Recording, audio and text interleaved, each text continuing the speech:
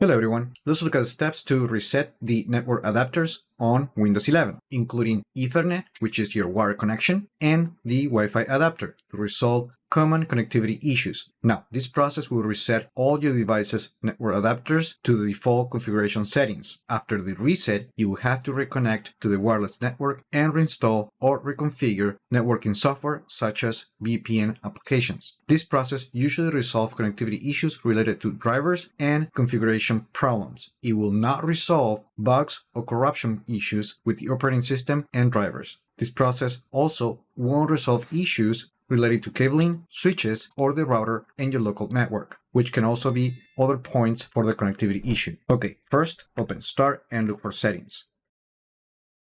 Then go to Network and Internet. Then go to Advanced Networking Settings. Then go to Network Reset. And here, just click the Reset Now button and click the Yes button. Now click the Close button, and now let's restart the computer.